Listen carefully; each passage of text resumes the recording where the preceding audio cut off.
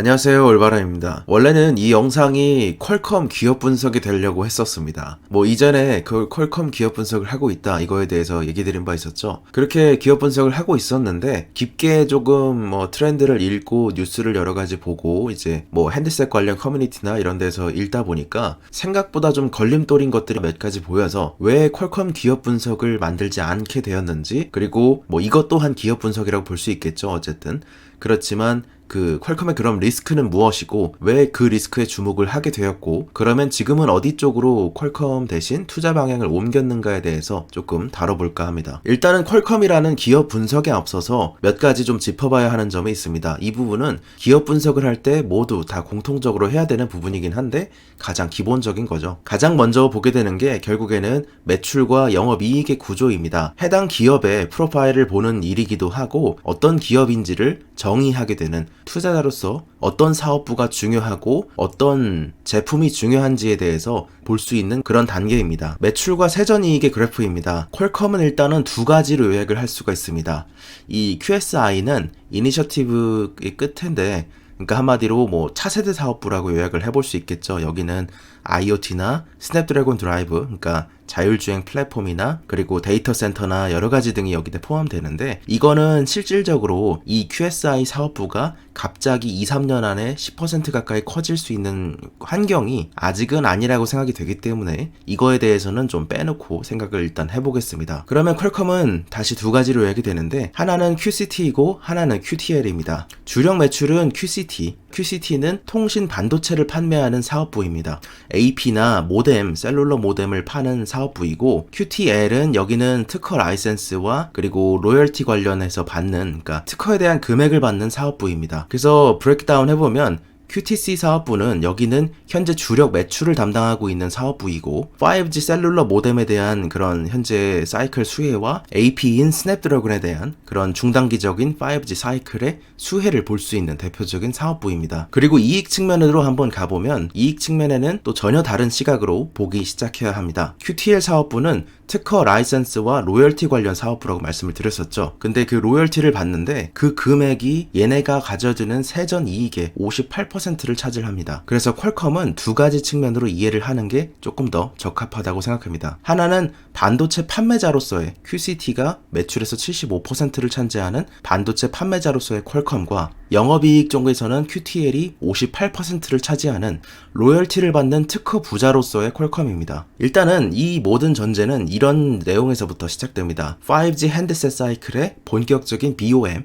이쪽에서 제품을 구성하는 모든 부품에 대한 목록을 여기서 한번 확인을 할 수 있는데, 삼성증권의 자료가 굉장히 도움이 됐습니다. 보시면은 차이를 볼 수 있는데, S10 플러스에서 S10 5G로 오면서 5G 핸드셋으로 감에 있어서 가장 많이 BOM이 상승한 것은 이 베이스밴드, 모뎀과 RF, 통신칩, 주로 이 통신칩 두 가지입니다. 그리고 AP는 크게 바뀌지 않았죠. 그러니까 주로 봐야 하는 건 AP 시장에서 퀄컴이 시장 점유율을 유지할 수 있는지도 중요하게 봐야 된다는 뜻이고, 5G 시대에 모뎀 칩이 이만큼 늘어나게 되는데 그것에 대한 수혜를 얼마나 잘 유지할 수 있는가, 잘 버틸 수 있는가도 포함이 됩니다. 5G 시대의 모뎀 칩은 서로 간의 통신을 담당하는 것이기 때문에 상당히 파괴적인 파트이기 때문입니다. 이전까지 스트래티지 애널리스트에서 발표된 바에 따르면 굉장한 도약을 보이고 있는 이 모뎀칩 분야에서 2023년에 상당히 많은 포지션을 갖게 될 거라고 예상을 하고 전망을 했었습니다. 이거는 당시 2019년과 2020년 자료를 기반으로 예상을 했던 것인데, 그런데 결국에는 이 퀄컴이 꽤 많은 포지션을 가질 수밖에 없는 이유 중에 하나는 이 모뎀에 있어서 부피를 소형화시키고 이 안에 들어갈 것이 굉장히 많은데, 빔포밍이라든지 여러 가지 기술이 있습니다만 그런 점 빼고 어렵습니다.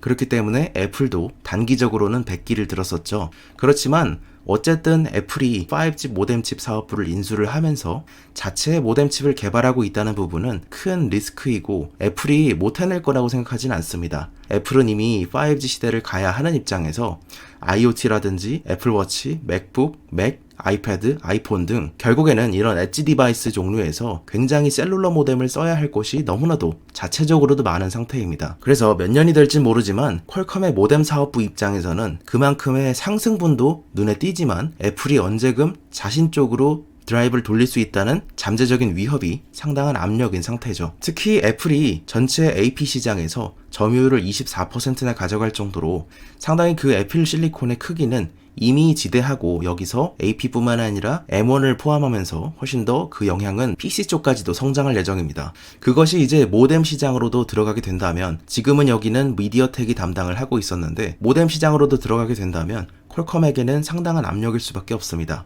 물론 여기에는 조금 더 디테일을 첨가하자면 지금의 모뎀 시장이라는 건 LTE와 모든 것을 다 합친 것인데 근데 여기에는 5G만 따로 봐야 되는 그런 이슈가 있겠죠.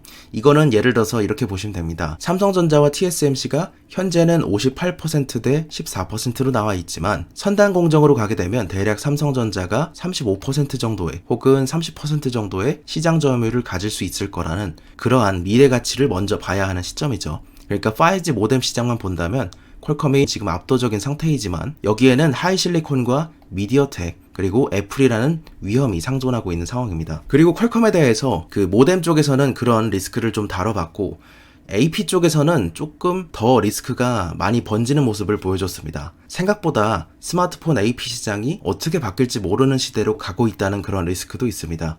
아직 뭐 최종은 아니지만 엔비디아가 ARM을 인수하게 될 경우 GPU 능력을 강화한 스마트폰 AP를 신제품으로 내세울 가능성이 꽤나 높아지고 있습니다. 그렇더라도 훨씬 더 엔비디아가 AP를 내놓을 확률은 커지는 것 같습니다. 결국에는 앞으로 성장할 VR이나 게임 섹터에서 요구되는 것이 공통적으로 그래픽 환경 경쟁이기 때문에 결국에 이들이 모두 모바일과 PC를 잡을 수 있는 솔루션을 내놓을 수도 있겠다 이런 생각을 했습니다.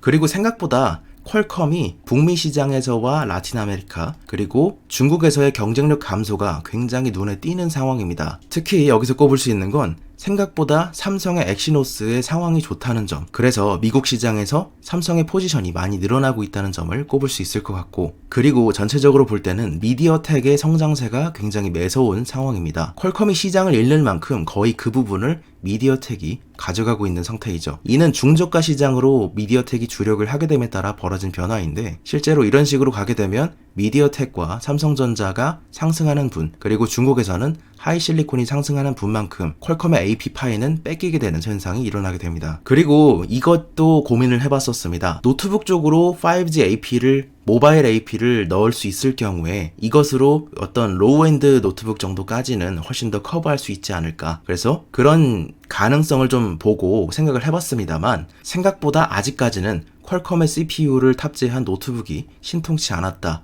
그리고 여기에 문제가 되는 것이 호환성의 부족 문제입니다. 최근에 그 애플의 M1 칩을 설명드리면서 똑같이 설명을 드려진 바 있었죠. ARM 코어이다 보니까 인텔의 X86 프로세서 기반으로 만들어진 수많은 프로그램들과의 호환성이 안 좋다는 것이 스냅드래곤 PC의 문제였습니다. 이거는 이제 M1의 로제타를 말씀드리면서 설명드린 바 있었습니다. 당시에 11월 23일 내용으로 애플의 M1 칩이 이게 대단하다라는 말씀을 드리면서 얘기 드렸던 내용인데 원래 애플의 M1은 ARM 아키텍처 기반으로 만들어졌기 때문에 지금의 인텔 X86 기반으로 만들어진 그런 소프트웨어를 쓸 때는 제 성능을 다 못 냅니다. 그대로 구동을 하게 될 경우에는 100%의 성능을 내지만 인텔의 제품에서 만들어진 프로그램을 쓸 때는 로제타라는 한마디로 어떤 한 다리를 건너서 시행을 시키는 것이죠. 이게 생각보다 벤치마크가 높게 나오기가 힘듭니다. 그럼에도 불구하고 애플의 M1 칩이 대단했고 이들이 준비되었고 반도체 역량이 굉장하다 이렇게 느꼈던 것은 결국에는 이 로제타를 돌려서 한마디로 버추얼 애플을 돌렸을 상태에도 이전에 나왔던 iMac 시리즈의 상위권보다 i9보다도 이것이 벤치마크가 좋았다는 점입니다. 그렇기 때문에 에뮬 성능이 네이티브를 이겼다 이런 식으로 카피를 꼽을 수 있을 것이고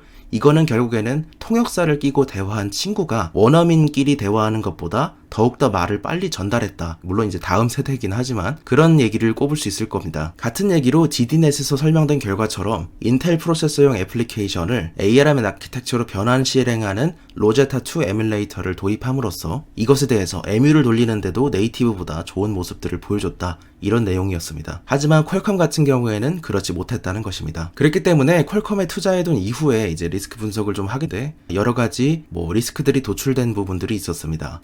아까 말씀드렸듯이 엔비디아가 ARM을 인수한 후에 모바일 AP로의 진입 가능성이 좀 더 높아졌다. 그리고 미디어텍 대만 기업의 성장이 굉장히 매서운 상태이다. 특히 퀄컴이 하이엔드였다면 원래 미디어텍은 로우엔드 시장을 목표로 했었습니다. 그런데 중국 시장과 인도 시장의 상승세를 미디어텍이 상당 부분 가져가고 있다는 점이 굉장히 AP 쪽에서는 퀄컴에겐 리스크라고 볼 수 있고, 이런 흐름은 당분간 한 5년 정도 이어지지 않을까 싶은 생각입니다. 그리고 세 번째로 삼성의 엑시노스 AP가 점유율을 굉장히 빨리 높이고 있고 점점 완성도도 굉장히 좋아지고 있습니다. 이는 삼성전자 팀한테는 좋은 일이지만 퀄컴 입장에서는 잠재 유효 시장을 갉아먹는 그런 일이므로 성장성이 줄어드는 원인이 됩니다. 그리고 모바일로의 사양이 높아지다 보니까 이제는 노트북 중 울트라북 같은 굉장히 무게가 별로 안 나가는 레벨과 스마트폰 사양이 비슷해지는 시기까지 왔습니다.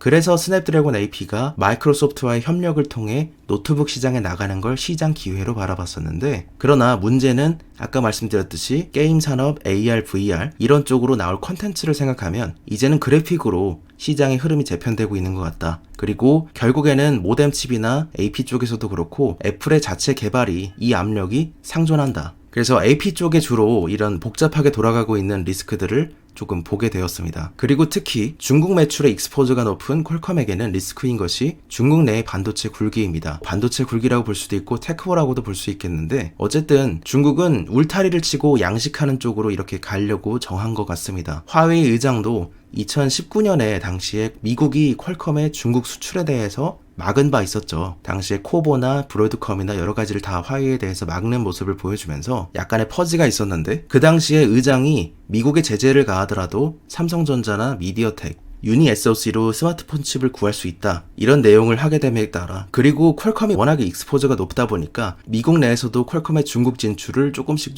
지금은 풀어주고 있는 모양새입니다. 또한 흥미로운 주제는 결국에는 2020년 1분기에 그 결과 5G 시장에서 하이실리콘의 비중이 퀄컴을 제치고 처음으로 1분기에 시장 점유율을 1위를 차지했습니다. 작년에 시장 점유율은 퀄컴이 훨씬 더 높았는데 그 자리를 그대로 하이실리콘이 가져갈 만큼 하이실리콘 쪽으로 몰아주는 것이 좀 더 심화됐다고 볼 수 있는 지점이었습니다. 그리고 조금 더 대놓고 말씀하시는 분들도 계셨습니다.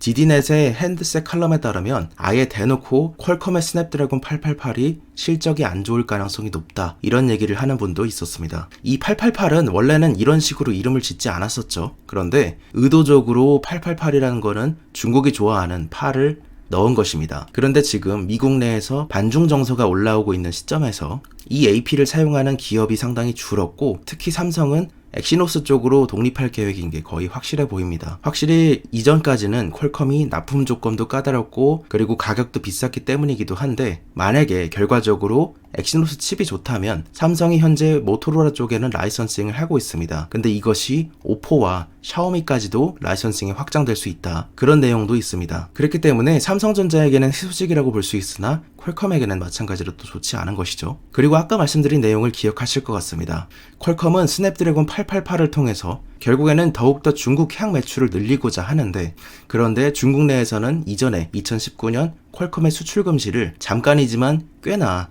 굉장한 위협으로 받아들였기 때문에 기술 분쟁으로 벌어질 수 있다고 판단하고 하이실리콘이나 미디어텍, 삼성 쪽의 발주를 늘리고 있는 상태입니다. 퀄컴은 중국을 바라봤는데 중국은 내부를 바라보고 있는 것이죠. 그래서 다시 원자재 단의 상승 부분에서 이번에는 RF 컴포넌트에 집중해서 보기로 했습니다. 그랬을 때는 RF 프론트엔드 모듈 구조는 이런 식으로 되어 있습니다. 통신 담당 칩이라고 보시면 되는데 모뎀보다 조금 더 전방에 있다, 이렇게 생각하시면 됩니다. 여기서 이제 서플라이 체인 쪽으로 넘어가 보게 되면 서플라이 체인 쪽에는 이런 식으로 구체적인 모듈을 공급하는 기업들이 있습니다. 여기서 공통적으로 눈에 띄는 것을 한번 찾아보신다면 여기는 코보와 스카이웍스를 꼽을 수 있습니다. 한국에서는 삼성전자가 와이팜에서 공급받는 양을 조금 늘리고 있는 상황이긴 한데 조금 예외적이긴 합니다만, 국내 기업 중에는 관심 있게 보신다면 와이팜도 괜찮다는 생각은 하고 있습니다. 이쪽은 RF 쪽은 안 쓸 수가 없는 문제도 있고 기술력이 중요한데 그동안 시장이 워낙에 작아서서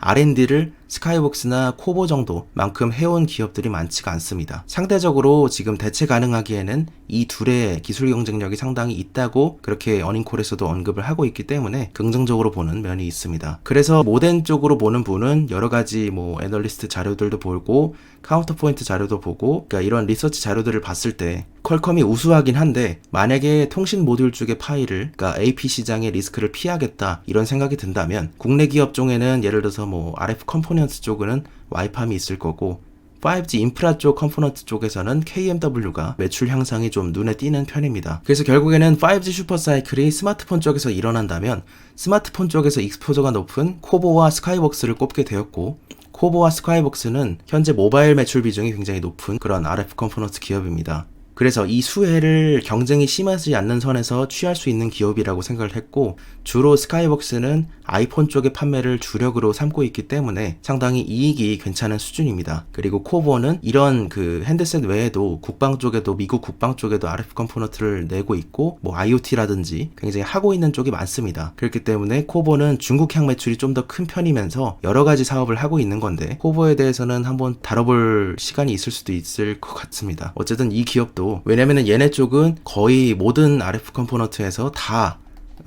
통합 솔루션이 가능한 기업이기 때문입니다. 일단 오늘은 그렇게 볼 수 있을 것 같고요. 그래서 오늘 투자 생각은 퀄컴과 코보, 그리고 스카이웍스, 와이팜, 뭐 KMW까지 다뤄본 것 같은데, 일단은 핵심은 퀄컴이 성장을 못할 거라는 게 아닙니다. 그리고 5G 모뎀 칩은 시장이 말도 안 되게 좋을 거라고 예상을 합니다. 그래서 좋은 기업인데, 다만 여러 가지 투자에는 리스크 분석을 반드시 하고 가야 된다. 그것이 기업을 투자했을 때 아는 거라고 생각을 하기 때문에 익숙한 기업일 수 있으나 자세히 한번 짚어봤다는 의미입니다. 투자를 이제 한번 하려다 보면 여러 가지 공부해야 할 분야가 많다 보니까 재밌기도 하고 새로운 기업들을 뭐 찾아내는 재미도 있고 그렇습니다. 일단은 생각보다 공부해야 할 분야가 많습니다. 일단은 그렇습니다. 감사합니다. 올바른이었습니다.